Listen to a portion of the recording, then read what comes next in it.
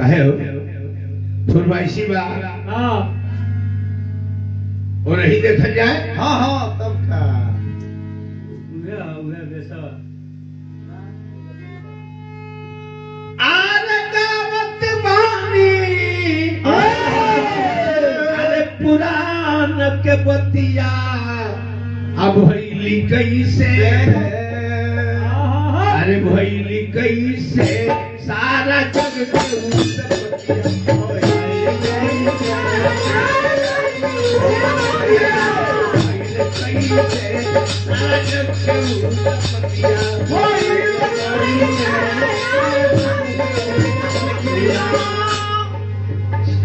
चलिए हमरा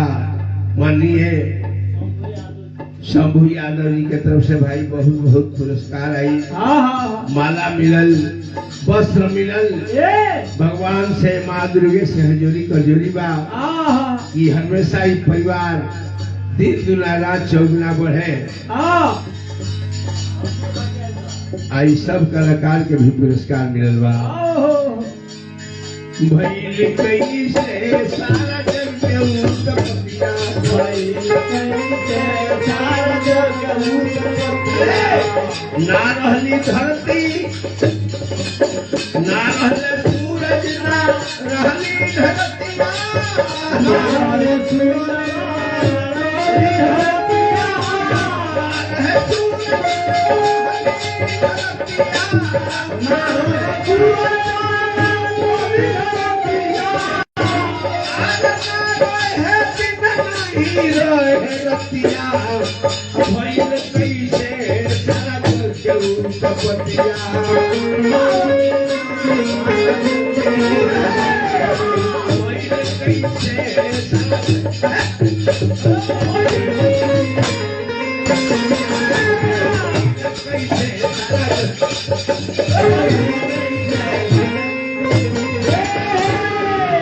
जब कुछ ना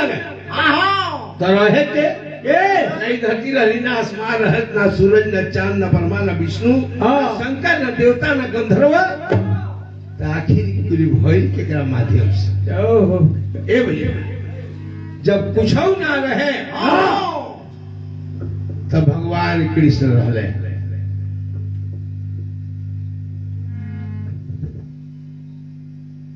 अपना इच्छा से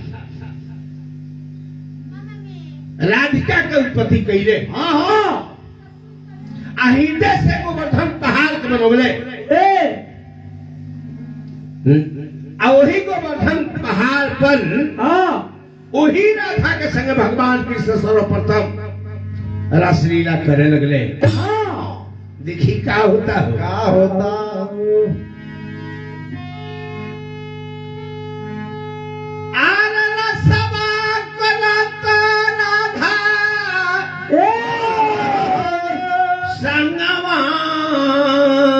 जन्म में एकला लन्नेवान ललना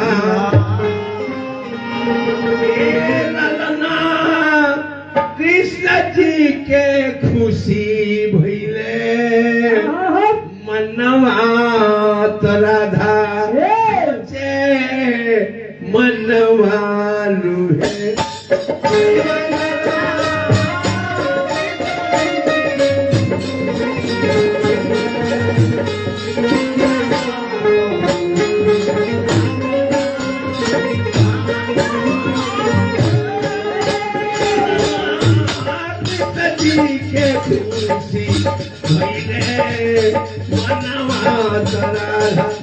सोचे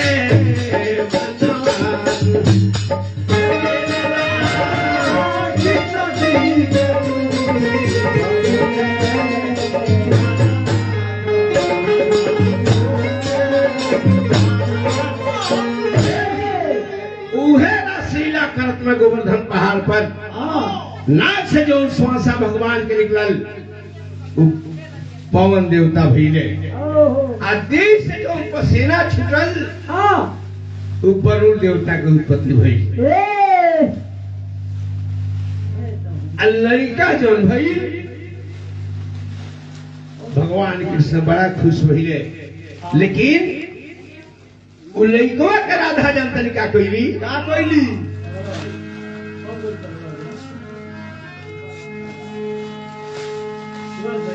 गोतिया मली हालीना लनवा तपनी या में भी गेलिए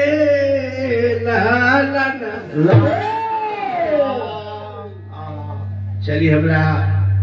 देखिए लो होमी कहे लेता यार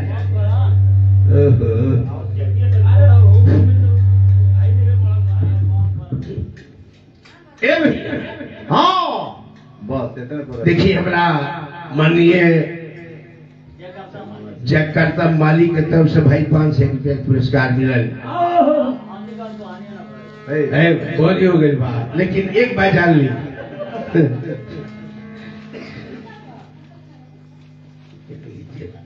एगो गीत सुनी अगर ऐसा जो हुए पहले हम कहमी कि सांपले बेसी आदमी में अब जहर हो गई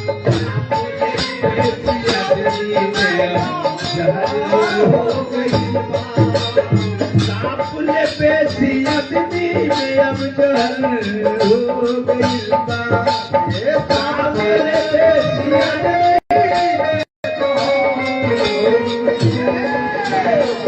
इंसानियत के बाबा की इंसानियत पर गइल बा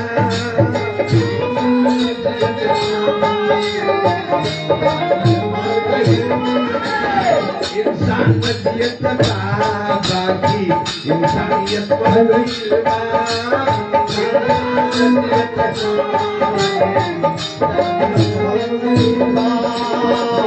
लोगन की भुलाइल जाता बदले की बात से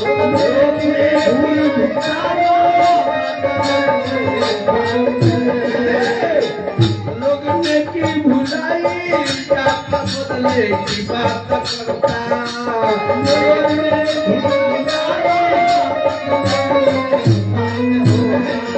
शायद है नफरत ओकर जिंदगी बर्बाद करता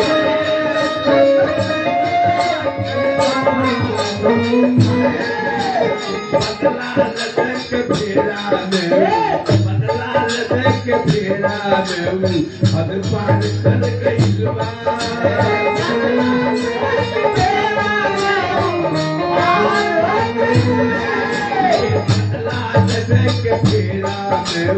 हद पार कर गइल बा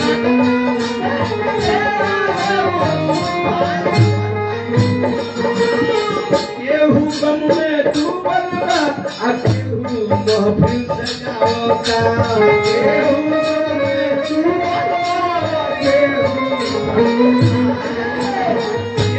केहू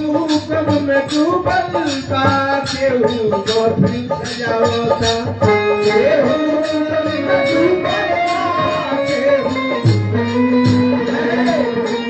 लोग हाकिम जादव के गीत से उतर गइल बा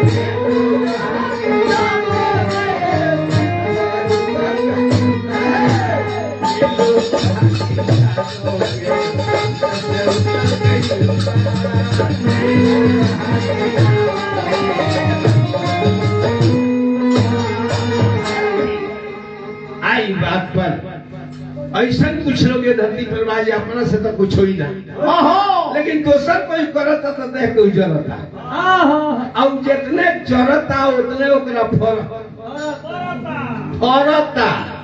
फरता ओकरा जे देख के जरता है आज ये करता ओकरा फरता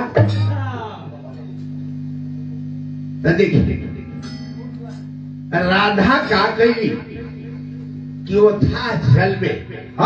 वो लइकवा के बिगधली भगवान कृष्ण मन में विचार के लिए कि देखो अपने लइका के जन्मा के अपने ही पानी में बिगधली बस क्रोध में आके भगवान कृष्ण साथ लग जा रहा था आज के बाद से तारा तन से जितना देवी हुई है केहू वंश के मुंह ना देखी। भगवान कृष्ण साथ है कि जाए राधा, तारा तन से जितना भी देवी हुई है केहू वंश के मुंह ना देखी। अब देखिए भैया, जब कुछ दिन बीत गई तो राधा मन में विचार करी कि काहे न ये तनवा के हम विस्तार कर दी। राधा मन में विचार करी कि तन के काहे न विस्तार करी। तो देखी राधा के जिभिया से आनंद निकले सारा राधा के जिभिया से आनंद निकले सारा हनी हनी पीड़ा योरी के धावा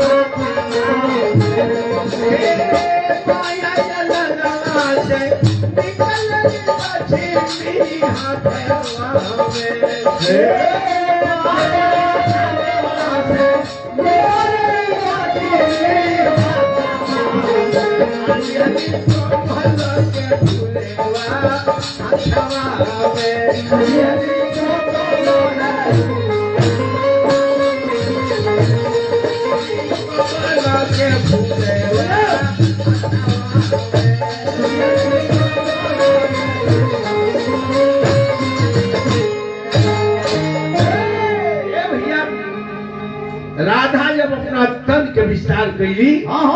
तब भगवान कृष्ण मन में विचार करी काहे ना यही लग रहे हम अपना तन के विस्तार कर दी। अब देखिए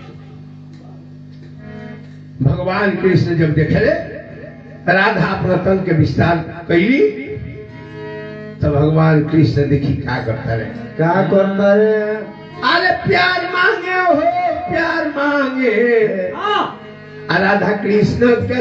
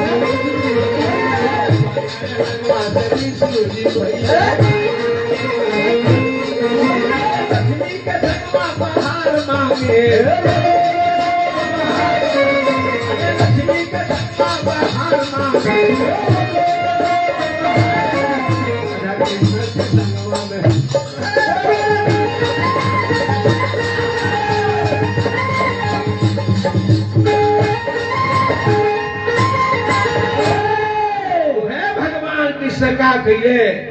अपना तन के विस्तार कहिए तो दाहिना अलग से शंकर जी के उत्पन्न कहिए आ बाया अलग से कृष्ण के उत्पन्न कहिए आ कहले अब तू चल जालो अपन लोक बसावलो तो शंकर जी कहले कि तब दुर्गा जी के हमरे के लिया जाओ एवं वस्तु भगवान कृष्ण कहिए आ विष्णु भगवान कहे कि लक्ष्मी जी हमरा के मिल जास एवं वस्तु भगवान कृष्ण कहिए ये जाके अपन शिव लोक बसवले आउ जाके विष्णु लोक बसवले ए भैया आ देखी उहे लइकवा जो राधा पनिया में बिगड़े रहली पनिया में लइका रोता आंख से झरझर लोर गिरता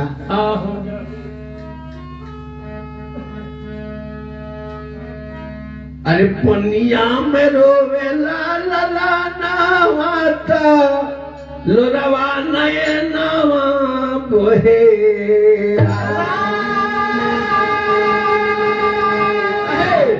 धोइले पारे कृष्ण के ध्यानवा तो कृष्ण समानवा आइले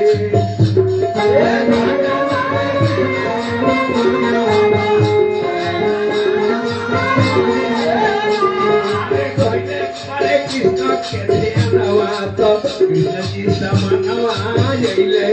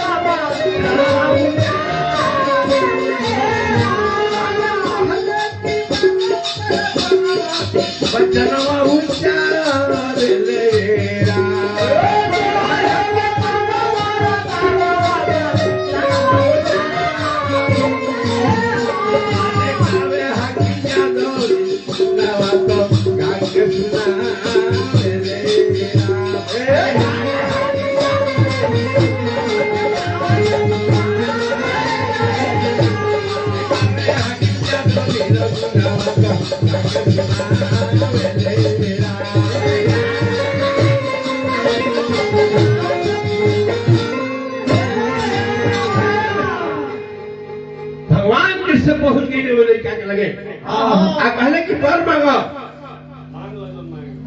कहले की सरकार बस यह हुआ से मांगा तनी कि दर्शन हमारा हर वैसा मिले भगवान कृष्ण कहले की ई तो हम तो है के बर्धनी लेकिन चल अब तू ही आगे चल के अब विष्णु के नाभि कमल से ब्रह्मा होगा तू ही आगे चल के विष्णु के नाभि कमल से ब्रह्मा होगा तब तारा शक्ति मिली इस सृष्टि की रचना करके आई है कहीं के वहां से भगवान कृष्ण अंतर ध्यान हुई है समय बीतल भैया उहे लड़कवा जाके विष्णु के नाभि कमल से उत्पन्न भइले जिकर नाम रखाइल ब्रह्मा धैर्य ध्यान भगवान कृष्ण के भगवान कृष्ण कहने की बोले जाए कहने की सरकार हमरा के काय आदेश होता भगवान कृष्ण कहने की तू सृष्टि की रचना करो ए विष्णु तू पालन करियो ए शंकर जी तू संहार करियो ड्यूटी देखी वही ब्रह्मा के दाहिना अलग से मनु के उत्पत्ति भई आ बाया अलग से शत्रुपा के उत्पत्ति भई ओ मनु शत्रुपा के दो गो पुत्र भइले प्रियव्रत उन्नत पार आ तीन गो बेटी भइली आ कुंती देवहूति प्रसूति और कर जा जो उपाधि रहल भाई चलो वो नहीं से देख अब देखिए आ वही ब्रह्मा के 16 गो मानसिक पुत्र भइले जेमे 3 जना उत्तम भइले 13 जना मध्यम भइले गरक गौतम सांडिली 13 जना बाबाजी लोग उत्तम हो और सब जना है जितना जना गोलवा लगावा ले लू तो बुझी कि अब का कहीं हमरा तो कुछ कहे के नहीं अच्छा काहे कहती एहो विधाता दुनिया तोल दल में धोसता अब बनवारी धर्म धरती में धोसता जेकरा के अबुआ बनौले बाड़ो है मीट मछली दारू लगोले बाटे मुहे और वही का हमने के गोड़ लगिले बाबा हमारी कुछ नहीं कहे के कौन जरूरत बा लेकिन देख ना पहले हम कहलिए कि लोग अपन धर्म नहीं खे बुझा अपन कर्म नहीं खे बुझा हमार धर्म का हो हमार कर्म का हो चलिए वही मनुष्य रूपा के 3 गो लड़की आकुति देवहूति प्रसूति आकुति के शादी रुचि से भई देवहूति के शादी कर्दम ऋषि से भई प्रसूति के शादी राजा दक्ष से भई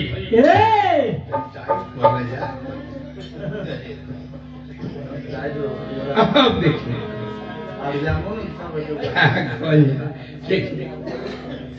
क्या करबो भाई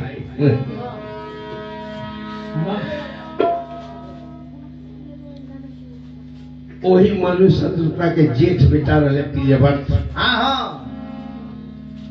राय जब दिया लगल प्रियव्रत के कहे कि नाना हमरा राय से धन से का मतलब हमरा बस भगवान से प्रेम रही लेकिन ब्रह्मा जी पहुंचले कहा प्रियव्रत के लगे कहले कि सुनो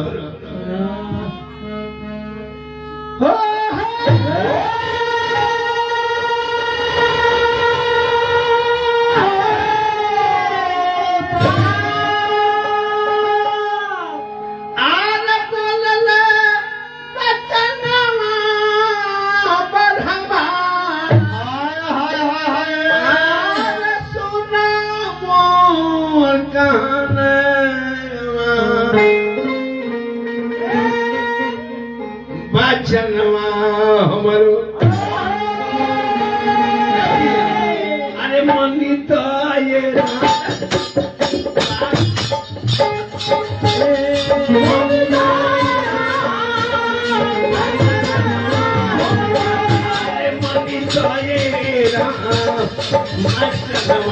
हमारो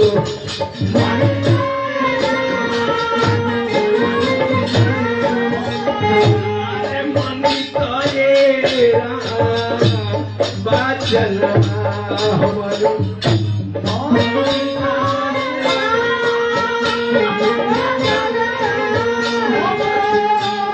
शादी घर में चलाना बचना हमारो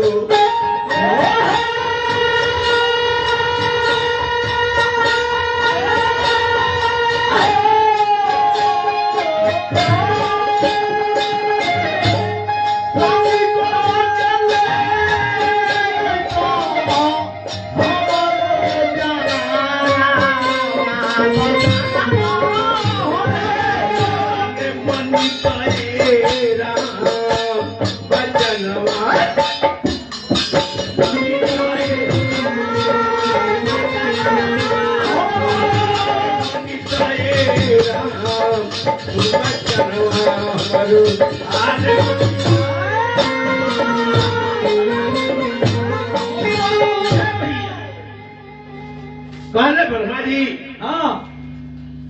कि हमारे कहल मानो शादी करो इराज के काई देखा कहले कि सरकारी का कहतनी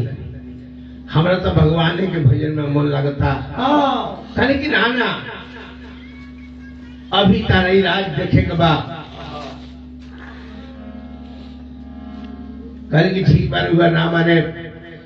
तो हम शादी करे ए भैया ब्रह्मा जी के कहला पर